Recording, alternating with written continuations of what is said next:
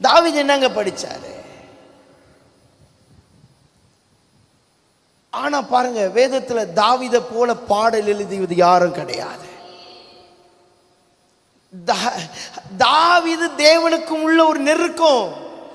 ஆண்டவர் என்ன தெரியுமா சொல்றாரு?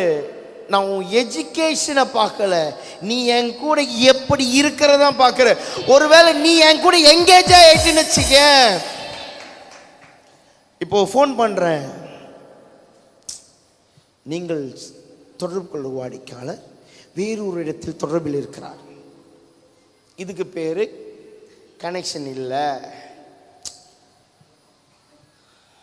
சில பேருக்கெல்லாம் ஃபோன் பண்ணி வெறுத்து போயிருக்கிறேன்.